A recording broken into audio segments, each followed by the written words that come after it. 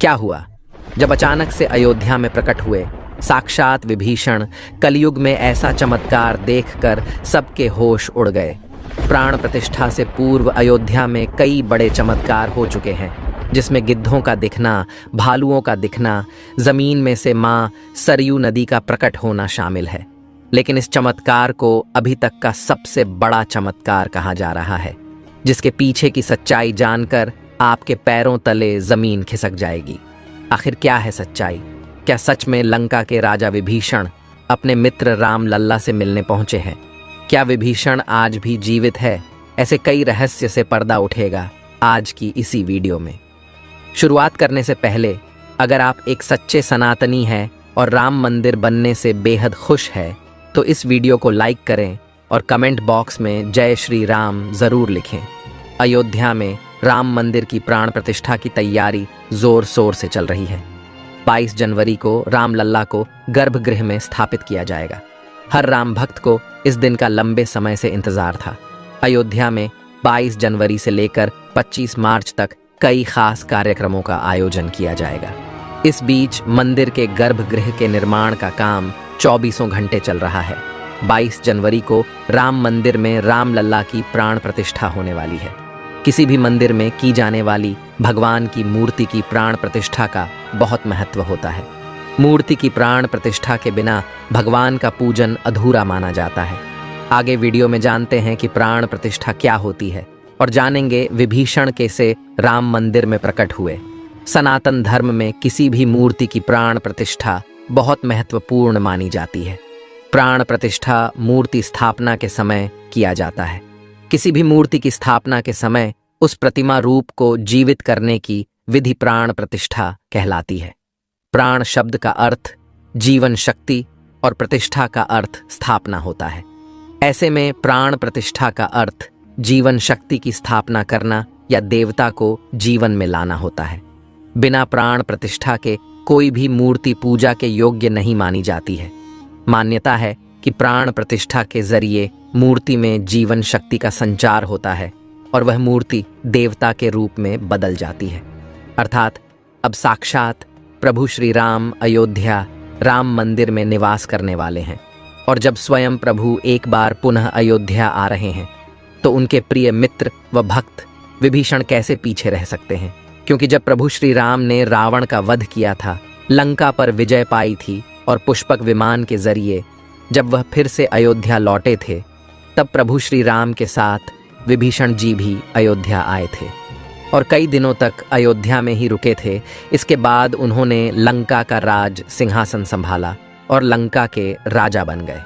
यानी प्रभु श्री राम की भक्ति उनके लिए बहुत भाग्यशाली साबित हुई है, क्योंकि जो राम की शरण में आ जाता है उसका उद्धार निश्चित है।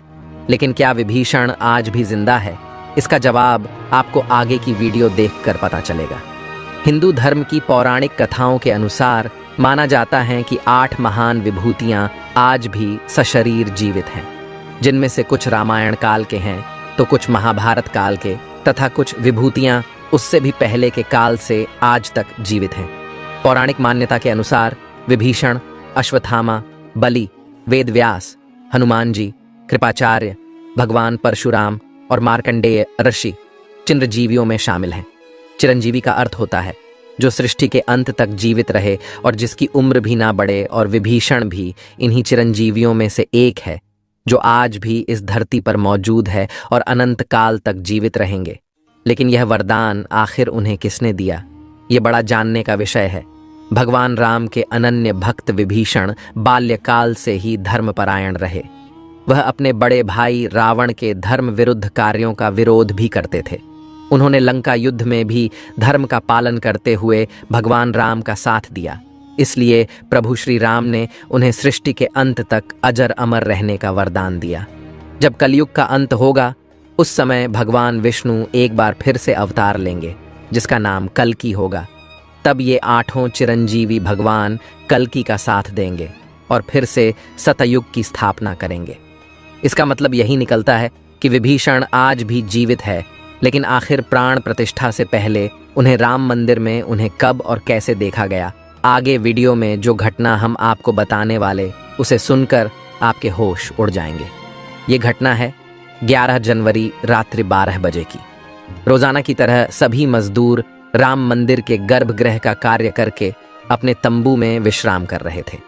तभी मजदूरों को मंदिर के अंदर से प्रभु श्री राम के नाम जाप की ध्वनि सुनाई दी। अभी किसी भी अन्य व्यक्ति को रात्रि के समय राम मंदिर में घुसने की अभी अनुमति नहीं है। तब उन्हें ऐसा लगा कि शायद किसी आसपास के मंदिर द्वारा उन्हें ध्वनि सुनाई दे रही होगी, तो सभी मजदूर रात्रि में वापस सो गए। लेकिन सुभाष नाम के एक मजदूर को लगातार यह बात खटक रही थी। उसे वह आवाज राम मंदिर से ही आती प्रतीत हो रही थी, तो उसके मन में जानने की उत्सुकता हुई। आखिर इतनी रात्रि को राम मंदिर के अंदर राम नाम का जाप कौन कर रहा है? उसने अपने साथियों को उठाना चाहा, लेकिन सभी गहरी नींद में थे। तब सुभाष अकेले ही राम मंदिर परिसर में पहुंचा। वे काफी महीनों से राम मंदिर के निर्माण कार्य का हिस्सा था। उसे राम मंदिर का एक एक दरवाजा, एक एक कोना अच्छी तरह से पता था। जब उसने राम मंदिर के गर्भगृह में झांक कर देखा तो वहां पर एक बहुत ही दिव्य पुरुष, जिनके अंदर से काफी तेज प्रकट हो रहा था। वे अपने हाथों में माला लिए राम नाम का जाप कर रहे थे। ऐसा लग रहा था मानो वे काफी दिव्य पुरुष हों और किसी पौराणिक समय से आए हों। उनके बैठने का तरीका और उनका अंदाज राजाओं की तरह मालूम पड़ रहा था। सुभाष ये नज़ारा देखकर दंग रह गया।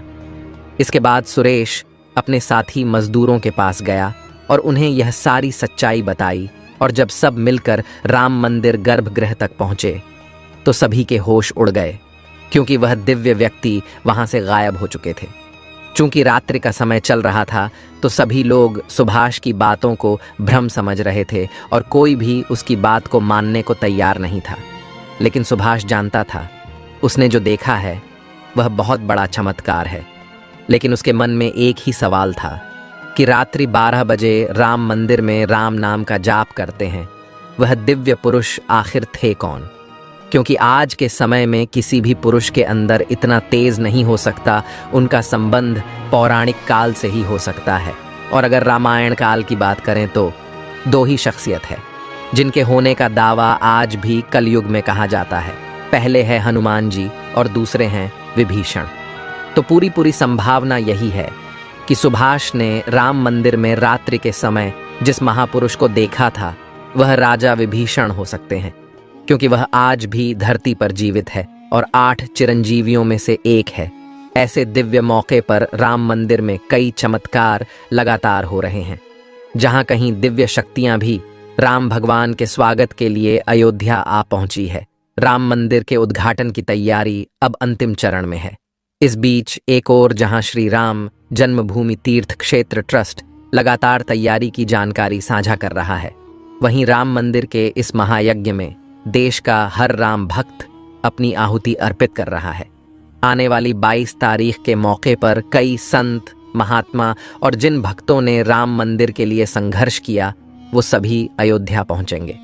न केवल 22 जनवरी को बल्कि 12 जनवरी से ही मेहमानों का अयोध्या जाने का सिलसिला शुरू हो जाएगा। राम नगरी में 11,000 से ज्यादा VIP मेहमानों के स्वागत की तैयारी की जा रही है। एक समय था जब यहीं अयोध्या में रामलला टेंट में विराजमान थे। आज पक्का घर सिर्फ रामलला को ही नहीं बल्कि पक्का घर देश के 4 करोड़ गरीबों को भी मिला है। रामायण के समय में अयोध्या को स्वर्ग कहा जाता था। देवता इस स्वर्णिम नगरी कहते थे, क्योंकि यह नगर चारों तरफ से हर प्रकार की सुविधा से युक्त था। लेकिन जब मुगल आक्रांताओं ने भारत पर आक्रमण किया तो पूरे अयोध्या नगर को उजाड़ कर रख दिया। मंदिर के ध्वस्त होने के बाद कई सालों तक यह भूमि वीरान रही और किसी भी हिंदू सनातनी को इस क्षेत्र में आने की अनुमति तक नहीं थी। लेकिन पुनः प्रभु श्री राम जी की कृपा हुई। यहाँ श्री राम का भव्य मंदिर बनने के बाद यहाँ आने वाले लोगों की संख्या में बहुत बड़ी वृद्धि होगी। इसे ध्यान में रखते हुए सरकार ने अयोध्या में हजारों करोड़ रुपए के विकास कार्य किया है। राम मंदिर की प्राण प्रतिष्ठा से पहले प्रधानमंत्री मोदी ने अयोध्या में अलग अलग विकास कार्यों का उद्घाटन किया और महर्षि वाल्मीकि इंटरनेशनल एयरपोर्ट अयोध्या धाम भी लोगों को तोहफे में दिया। इस एयरपोर्ट को पूरी तरह से भगवान राम से जोड़ा गया है, जिसकी दीवारों पर भी आपको श्री राम से जुड़ी सजावट देखने को मिलेगी। इस एयरपोर्ट के अंदर घुसते ही हमेशा लगता है हम फिर से रामायण काल में आ गए हो। आपको बता दें कि इस एयरपोर्ट को 20 महीने के रिकॉर्ड समय में तैयार किया गया है। उत्तर प्रदेश सरकार की ओर से अयोध्या एयरपोर्ट के लिए 821 एकड़ भूमि मुहैया कराई गई थी। 14 साल का वनवास पूरा करके और रावण का वध करके जब भगवान श्री राम पुनः अयोध्या पहुंचे थे तो अयोध्या के घर घर में दिवाली मनाई गई थी। हर घर में दीपक प्रज्वलित किए गए थे। तो जब अब पुनः प्रभु श्री राम अपने धाम को लौटने वाले हैं तो हम 140 करोड़ देशवासी आखिर कैसे पीछे रह सकते हैं। अयोध्या में विवादित स्थल पर 500 साल बाद प्रभु श्री राम के मंदिर निर्माण और श्री राम लल्ला की स्थापना के जश्न में 22 जनवरी को सिर्फ देश ही नहीं बल्कि पूरी दुनिया दिवाली की रोशनी से जगमग होगी। अयोध्या से पीएम मोदी ने देश के सभी 140 करोड़ लोगों से 22 जनवरी के दिन अपने घरों को श्री राम ज्योति नामक दीपक की रोशनी से अपने घरों को जगमग करने का आह्वान किया है। प्रधानमंत्री ने लोगों से हाथ जोड़कर ये प्रार्थना की है कि सभी देशवासी प्रभु श्री राम लल्ला की अयोध्या वापसी के जश्न में अपने अपने घरों को दिए से जगमग कर दें।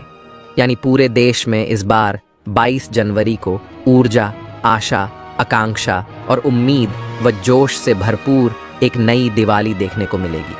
ये दिवाली सिर्फ देश ही नहीं बल्कि दुनिया के उन तमाम देशों में भी मनाई जाएगी जहां भारतीय लोग बसे हैं। इसी बीच अब राम मंदिर प्राण प्रतिष्ठा से पहले राम लल्ला के भक्तों के लिए एक और बड़ी खुशखबरी है। दरअसल अब राम लल्ला के गर्भगृह का मुख्य द्वार सोने से बनाया गया है। जो मंदिर के मुख्य द्वार के तौर पर स्थापित कर दिया गया है, राम मंदिर में सोने के दरवाजे की कुछ खासियत भी है। बता दें कि राम लल्ला के गर्भगृह में लगाए गए सोने के दरवाजे पर खूबसूरत नक्काशी की गई है। मंदिर के भूतल पर ऐसे 14 दरवाजे लगने वाले हैं। लेकिन दोस्तों, जब हम राम मंदिर को बनता हुआ देखते हैं तो हमें बड़ा गर्व होता है कि हम राम मंदिर को अपनी आंखों से बनता हुआ देख रहे हैं। हमें उस स्थान पर राम मंदिर के अंदर जाने का मौका भी मिलने वाला है। लेकिन एक समय ऐसा भी था जब यहाँ पर हजारों कार सेवकों ने इस मंदिर के निर्माण के लिए अपने प्राणों का बलिदान दे दिया था। 1528 ईस्वी में श्री राम मंदिर को बाबर के आदेश से उसके सेनापति मीर बाकी ने गिराकर वहां एक मस्जिद बना दी। इसके बाद से हिंदू समाज एक दिन भी चुप नहीं बैठा। वह लगातार इस स्थान को पाने के लिए संघर्ष करता रहा। 23 दिसंबर 1939 को हिंदुओं ने वहां रामलल्ला की मूर्ति स्थापित कर पूजन एवं अखंड कीर्तन शुरू कर दिया। विश्व हिंदू परिषद द्वारा इस विषय को अपने हाथ में लेने से पूर्व तक 76 बार श्री राम जन्मभूमि मुक्त कराने के प्रयास किए हिंदुओं ने किए, जिसमें देश के हर भाग से हजारों नर नारियों का बलिदान हुआ, पर पूर्ण सफलता उन्हें कभी नहीं मिल पाई। 2 नवंबर 1990 को तत्कालीन मुख्यमंत्री मुलायम सिंह यादव की सरकार में कार सेवकों पर पुलिस ने बर्बरतापूर्वक गोलियां चलाई थीं, जो कि सच में एक निंदनीय घटना है। उस समय अयोध्या के वासुदेव गुप्त, राजेंद्र धरिकार, रमेश पांडेय और कोलकाता के दोनों कोठारी बंधुओं सहित अनेक कार सेवक इसमें शहीद हो गए थे। नीचे कमेंट बॉक्स में आप इन्हें श्रद्धांजलि जरूर दें। लेकिन दोस्तों, कहते हैं जो सच होता है वो स्प्रिंग की तरह होता है, उसे जितना दबाया जाए वह उतना ही तेज गति के साथ ऊपर आता है। 9 नवंबर 2019 का दिन सुनहरे अक्षरों में दर्ज किया गया, जब सुप्रीम कोर्ट की 5 जजों वाली बेंच ने ऐतिहासिक फैसला सुनाया और विवादित जमीन हिंदू पक्ष को मिली। और अब 22 जनवरी 2024 को भव्य राम मंदिर के अंदर रामलाल की प्राण प्रतिष्ठा होने वाली है। इस प्राण प्रतिष्ठा के भव्य समारोह में देश विदेश की 11,000 हस्तियों का आमंत्रण दिया गया है। लेकिन दोस्तों, कुछ राजनीतिक दलों ने राम मंदिर किस भव्य समारोह में आने का न्योता ठुकरा दिया है। इसके संदर्भ में देशवासियों का कहना है कि दुनिया में देवता और राक्षस दोनों प्रकार के लोग रहते हैं। देवता मंदिर में प्रवेश कर सकते हैं, लेकिन रक्षा मंदिर के अंदर नहीं जाते। जो राजनीतिक दल मंदिर के प्राण प्रतिष्ठा में आने से मना कर रहे हैं, उन्हें इन्हें राक्षसों के साथ जोड़कर देखना गलत नहीं होगा। जल्द ही राम मंदिर आम जनता के लिए भी खोल दिया जाएगा। राम मंदिर की भव्यता, लोगों के मन में राम मंदिर को लेकर के उत्साह और साथ ही साथ अयोध्या शहर का विस्तार उन सभी बलिदानों की आत्मा को शांति प्रदान करेगा और देश के प्रगति में भी जरूर सहयोग करें।